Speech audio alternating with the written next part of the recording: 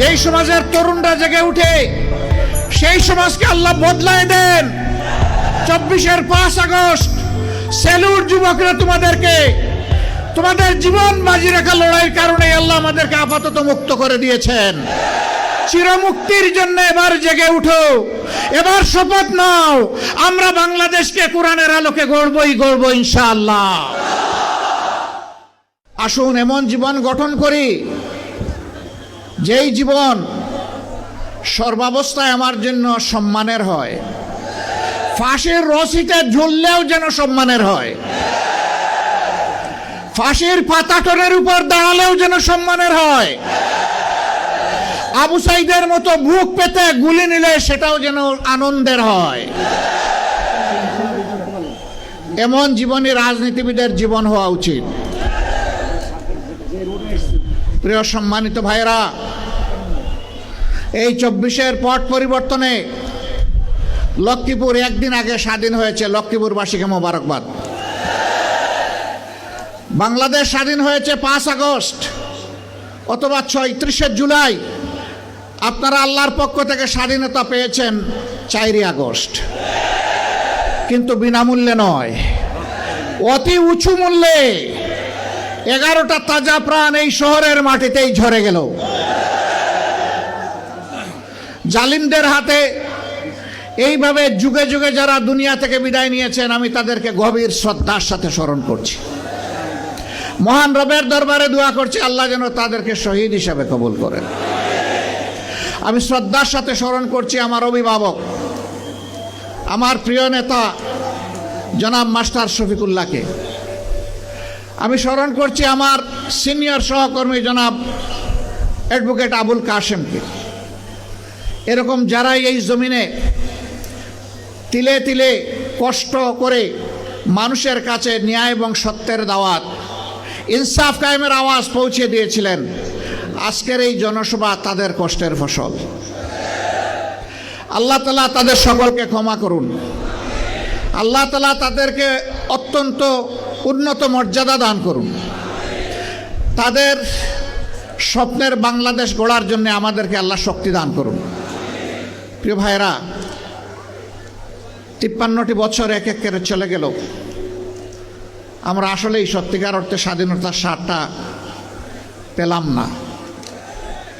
এর আগেও 47-এ একবার আমরা স্বাধীন হয়েছিলাম, তখনও পেলাম না। এখন 24-এ মানুষ বুক ভরা আশা নিয়ে, বুক পেতে দেওয়া গুলি নিয়ে মানুষ আশা করেছিল যে 24-এর পরে সমস্ত দুঃশাসন এবং সমস্ত দুর্নীতির অবসান হবে। আমরা কি মুক্ত হতে পেরেছি? আমাদের সন্তানেরা একটা বিশাল স্বপ্ন নিয়ে তারা জীবন দিয়েছিল। আমাদের প্রিয় সন্তান বুক পেতে ডানা মেলে বলেছিল, বুকের ভিতরে তুমুল ঝড়, বুক পেতেছে গুলি কর। কি সেই ঝড়? সেই ঝড়টা ছিল সমাজের অন্যায়, অবিচার, দুর্নীতি এবং দুঃশাসন। কোন যুগেই যুবকরা কখনো দুর্নীতি এবং দুঃশাসনকে সমর্থন করে না, বরঞ্চ তার বিরুদ্ধে গর্জে উঠে, প্রতিবাদ করে, প্রতিরোধ করে, যুদ্ধ করে বিজয়ী হয়, হয় শহীদ হয়, না হয় গাজী হয়। মাঝখানে আর কিছু থাকে না। এরা এই আন্দোলন করতে গিয়ে শত শত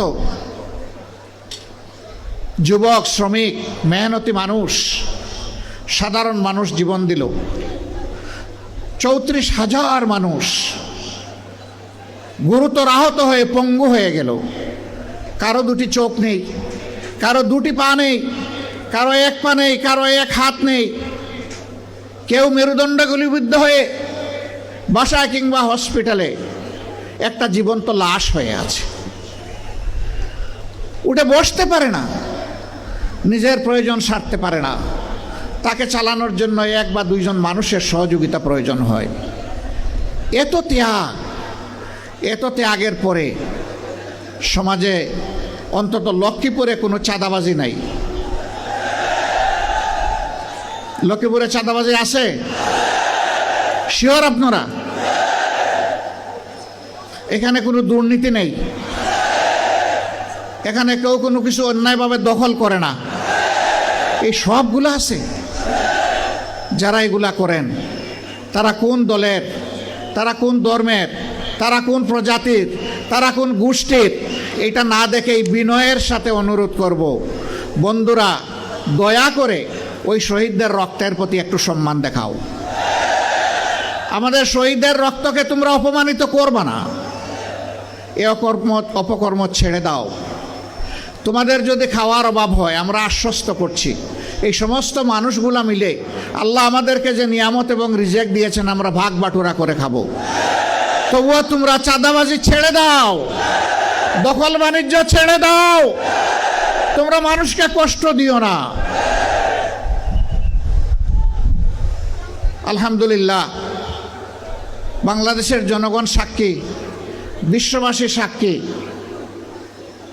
2009 সালের 10 জানুয়ারি আওয়ামী লীগ ক্ষমতায় আসার পর 2024 সালের 5ই আগস্ট পর্যন্ত যেই দলের সবচেয়ে বেশি সংখ্যক শীর্ষ নেতাকে খুন করেছে তার নাম হচ্ছে বাংলাদেশ জামাত ইসলামী। এক এক করে 10 জনকে খুন করেছে, আর আল্লাহ একজনকে বাঁচিয়ে রেখেছেন। তিনি হচ্ছেন আমাদের ভাই এটিএম আজহারুল ইসলাম। আফসোসের বিষয়, 6টি মাস চলে গেল, বাংলাদেশ ফেসিবাদীদেরকে তাড়ালো, কিন্তু ফেসিবাদের বোঝা এখনো এটিএম আজহারুল ইসলামের ঘাড়ের উপরে রয়ে গেল। এক এক করে জাতীয় নেতৃবৃন্দ সবাই বের হয়ে আসলেন, এখনো আজহারুল ইসলাম অন্ধকার প্রকোষ্ঠে থেকে গেলেন কারাগারে। তাই আমি মনের কষ্ট নিয়ে সেদিন বলেছি যে আজহার ভাইকে ভিতরে রেখে আমি আর বাইরে থাকতে চাই না। আমি সরকারকে অনুরোধ করেছি আগামী 25 তারিখ আমি স্বেচ্ছায় নিজেকে আইন শৃঙ্খলা বাহিনীর হাতে তুলে দিয়ে বলবো আমাকে গ্রেপ্তার করুন এবং আমাকে কারাগারে পাঠান। যেদিন আজহারুল ইসলামের মুক্তি হবে তার পরের দিন আমার মুক্তিটা দিয়েন। 13টি বছর কারাগারের অন্ধকার প্রকোষ্ঠে দুঃখে দুঃখে জীবনের সাথে তিনি লড়াই করছেন। এই সময়টা প্রিয়তমা সহধর্মিণীকে তিনি হারিয়েছেন। এই সময়টা তার পরিবার ছিন্ন ভিন্ন হয়ে গিয়েছে। সেই মানুষটার উপরে আর জুলুম করবেন না, দয়া করে তাকে এখনই মুক্তি দেওয়ার ব্যবস্থা করুন। যদি মুক্তি না দেন, বাংলাদেশ জামাতে ইসলামীকে সরাসরিভাবে আক্ষরি করতে এই দেশের 3 কোটি প্রাপ্তবয়স্ক মানুষ সমর্থন করে এই 3 কোটি মানুষকে জেলে নেওয়ার জন্য প্রস্তুত হয়ে যান।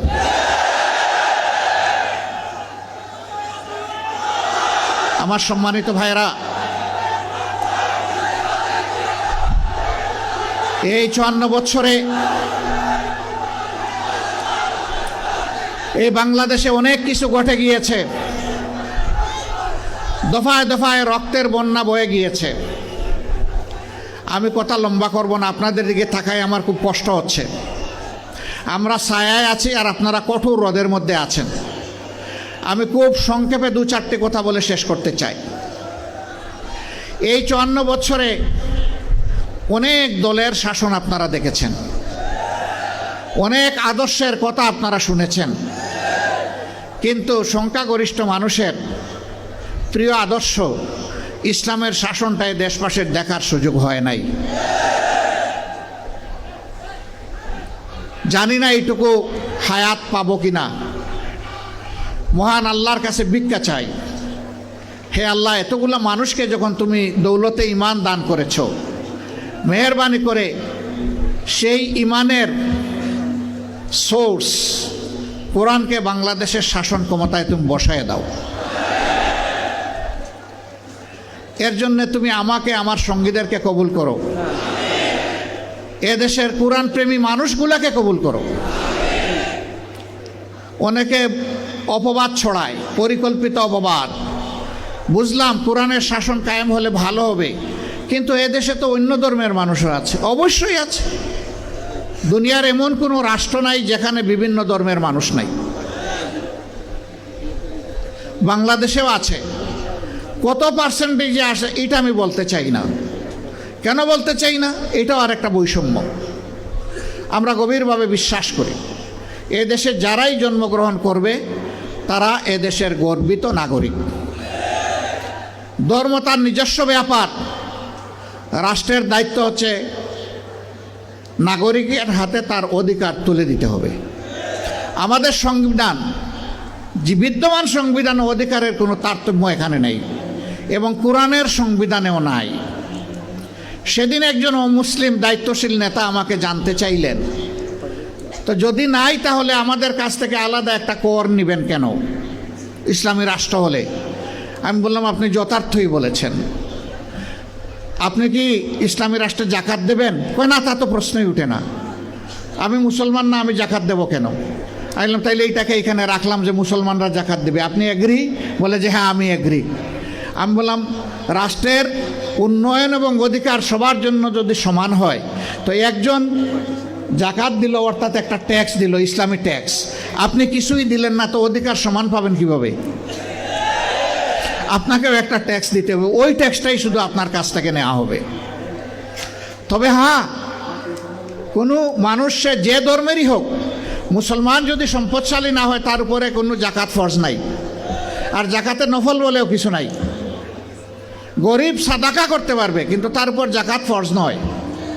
ঠিক অনুরূপভাবে একজন হিন্দু, বৌদ্ধ, খ্রিস্টান তিনি যদি অসহায় হন, গরিব হন, তিনি ট্যাক্স দিবেন না, উল্টা রাষ্ট্র তার দায়িত্ব নেবে। কর্মক্ষেত্রে যোগ্যতাটাকেই প্রাধান্য দেওয়া হবে। বলবেন তার কোনো প্রমাণ? আলহামদুলিল্লাহ, আমি নিজেই তার প্রমাণ। আপনারা মিডিয়ায় দেখেছেন, ছোট্ট একটি মেডিকেল কলেজ আমার হাতে গড়ে উঠেছে। মানুষ বলে এটা অনেক বড় মেডিকেল কলেজ, আমি বলি খুব ছোট মেডিকেল কলেজ। দুনিয়াটাই ছোট, আর মেডিকেল কলেজ কত বড় হবে? সেখানে 2200 কর্মকর্তা কর্মচারী কাজ করেন। সেখানে বাংলাদেশে বিদ্যমান 4 ধর্মের, সকল ধর্মের মানুষ আছেন সেখানে। গুরুত্বপূর্ণ দায়িত্বে হিন্দু, বৌদ্ধ, খ্রিস্টান ধর্মের মানুষেরা আছেন, যেমন আছেন ইসলাম ধর্মের অনুসারীরা। আমরা ওখানে ধর্ম দেখে তাদেরকে নিয়োগ দেইনি, আমরা দিয়েছি আমার এই প্রতিষ্ঠানের আমানত কার কাছে নিরাপদ, কে যোগ্যতার সাথে আমার রোগীদেরকে সেবা দিতে পারবে, আন্তরিকতার সাথে সেবা দিতে পারবে, আমরা তাদেরকে সেখানে নিয়োগ দিয়েছি। ছাত্রীদের জন্য ডেজিগনেটেড এই মেডিকেল কলেজ, এখানে ছাত্র ভর্তি করি না আমরা। সেখানে এটাও আমরা দেখি না যে এই ছাত্রীটা কোন ধর্মের, আমরা দেখি আমরা একটা মানবিক ছাত্রী এবং একটা মানবিক চিকিৎসক তাকে দিয়ে তৈরি করতে পারবো কিনা, এমন যাদেরকে পাই আমরা তাদেরকে সেখানে ভর্তি করি। এটি ছোট বাংলাদেশ। জামাতে ইসলামীর বর্তমান কেন্দ্রীয় কর্মীর প্রতিষ্ঠান, এটা যেমন হবে আগামী বাংলাদেশও ঠিক তেমন হবে ইনশাল্লাহ। একজন সাংবাদিকের মুখের দিকে তাকাইয়া মনে হলো হি ইজ কনফিউজড, তিনি আমার কথা আশ্বস্ত হননি। আমি তাকে পাশে ডাকলাম, দেখে বললাম, আপনাকে ছোট্ট একটা অনুরোধ করব। কই বলেন? আমি বললাম যে কালকেই আপনি একটু সিলেট যাবেন, গিয়ে নিজ চোখে দেখে আসবেন, মনের মতো করে মানুষগুলোর সাথে কথা বলবেন, কর্মকর্তা কর্মচারী, ছাত্র, এখানে ছাত্রী যারা আছে তাদের সাথে কথা বলবেন। এরপরে আপনি আপনার মনের মতো করে রিপোর্ট করবেন। যদি আপনি কিছু মনে না করেন, যেহেতু আমি দাওয়াত দিয়ে নিচ্ছি, যাতায়াত খরচটা আমি দিতে চাই। আর যদি মনে করেন যে আমি যাতায়াত খরচ দিলে আপনি বায়াসড হয়ে যাবেন, আমার প্রতি একটু ঝুঁকে পড়বেন, তাহলে এই কষ্টটা ত্যাগটা আপনি স্বীকার করবেন। বললো যে আপনাকে ধন্যবাদ, আমাকে যাতায়াত খরচ দিতে হবে না, আমি কথা দিচ্ছি আমি যাব। তিনি গিয়েছিলেন, তার মতো করে তিনি একটা রিপোর্ট জাতির সামনে তুলে ধরেছেন। আমি দেখেছি তিনি ন্যায়সঙ্গত রিপোর্ট তুলে ধরেছেন, বাড়াননি কমাননি, ধন্যবাদ তাকে। এরপরে ভয় দেখানো হয় যে ইসলামী রাষ্ট্র হলে মহিলাদেরকে ঘরের ভিতর থেকে আর বাইর হইতে দেওয়া হবে না। আচ্ছা, আমার মা যতদিন বেঁচে ছিলেন তিনি কি বের হন নাই? আমি কি বন্দি করে রেখেছিলাম? আমার স্ত্রী, আমি কি তাকে বন্দি করে রেখেছি? তিনি তো পার্লামেন্টে একজন সদস্যও ছিলেন, তিনি একজন চিকিৎসক, চিকিৎসা পেশায় নিয়োজিত ছিলেন। আমার 2 মেয়ে 1 ছেলে আল্লাহর দান, তারাও চিকিৎসক, তারাও তো তাদের স্ব ক্ষেত্রে জাতিকে সেবা দিচ্ছেন। তো কই, আমি তো বন্দি করে রাখলাম না তালা দিয়ে। আমার মাকে, আমার স্ত্রীকে, আমার সন্ততিদেরকে আমি যদি এইভাবে তাদের অধিকারের জায়গাটা তাদের হাতে তুলে দেওয়ার পক্ষে থাকি, আমি কথা দিচ্ছি ইসলামী দেশ হলে এদেশের শাসকেরা সেই অধিকার আমাদের মায়েদের হাতে তুলে দিবেন ইনশাআল্লাহ। বাড়তি দুটা জিনিস তারা ভোগ করবেন, এখন যে দুইটার কোনোটাই নাই। একটি হচ্ছে সামাজিক নিরাপত্তা, আর একটি হচ্ছে তাদের মর্যাদা। ইনশাআল্লাহ সেই দুইটাও সেদিন তারা ভোগ করবেন এবং নিজেকে বাংলাদেশের একজন নাগরিক হিসাবে পরিচয় দিয়ে তারা গর্ববোধ করবেন। সেই বাংলাদেশি কোরআনের আলোকে তৈরি হবে ইনশাআল্লাহ। এখন আমরা যারা বলি যে কোরআন এক জিনিস, রাজনীতি আর এক জিনিস, না ভাই, এটা ঠিক না। দুনিয়ার সর্বশ্রেষ্ঠ রাষ্ট্র ছিল মদিনা কেন্দ্রিক রাষ্ট্র। সর্বশ্রেষ্ঠ শাসক ছিলেন মুহাম্মদুর রাসূলুল্লাহ সাল্লাল্লাহু আলাইহি সাল্লাম। তিনি একটা আদর্শের ভিত্তিতে শাসন করেছেন। সেই আদর্শটা কি? আল কোরআনের আদর্শ, ইসলামের আদর্শ, আল্লাহর দেওয়া আদর্শ। তাহলে তিনি যে আদর্শে দেশ শাসন করার কারণে একটি জাহিলি সমাজ পরিবর্তন হয়ে সোনালী সমাজ হয়ে গেল, সেই আদর্শকে যদি আমরা আবার আমাদের সমাজে গ্রহণ করে নেই, তাহলে বাংলাদেশের এই সমাজও ইনশাআল্লাহ সোনালী সমাজে পরিণত হবে। অতীতে সোনার বাংলা কায়েম করতে গিয়ে শ্মশান বাংলা কায়েম করা হয়েছে। কোরআনই একমাত্র সোনার বাংলার গ্যারান্টি দিতে পারে, আর কিছুই দিতে পারবে না। ইতিমধ্যেই বাংলার জমিনে তার পরীক্ষা নিরীক্ষা শেষ। এখন হবে ইনশাআল্লাহ কোরআনের বাংলাদেশ। যারা কোরআনকে খণ্ডিত করতে চান অথবা সহ্য করতে চান না, তাদেরকে আমরা বিনয়ের সাথে বলতে চাই, এ দেশের আপামর জনতা বাঁচতে চায় কোরআন বুকে নিয়ে, মরতে চায় কোরআন বুকে নিয়ে, আল্লাহর সামনে দাঁড়াতে চায় কোরআন বুকে নিয়ে। কোরআনকে আমাদের থেকে বিচ্ছিন্ন করা যাবে না ইনশাআল্লাহ। এই দেশে যতগুলা ইসলামী দল আছে, সবগুলার দিকে আপনারা তাজা চোখ দিয়ে তাকিয়ে দেখুন। আমি বেশি দূরে যাব না। 5 আগস্ট থেকে শুরু করে আজকে এই 22 ফেব্রুয়ারি পর্যন্ত এই সামান্য পরিক্রমায় কোথাও আপনি দেখবেন না ইসলামী দলের কোনো লোক এখন জাতির উপরে জুলুম করছে, চাঁদাবাজি করছে, দখলদারির সাথে জড়িয়ে গেছে। কোথাও দেখবেন না। তার একমাত্র কারণ তারা কোরআনকে সম্মান করেন এবং বুকে ধারণ করেন। তার একমাত্র কারণ তারা আল্লাহ সুবহানাহু ওয়া তাআলাকে ভয় করেন। যাদের অন্তরে আল্লাহর ভয় আছে, তারা মানুষের উপর জুলুম করতে পারে না। তারা মানুষকে ভালোবাসে, তারা মানুষকে শ্রদ্ধা করে। তারা দেখে না এ মানুষের পেশা কি, শিক্ষা কি, তার গোষ্ঠী কি, এইটা দেখে না। দেখে সে আল্লাহর সৃষ্টি আশরাফুল মাখলুক।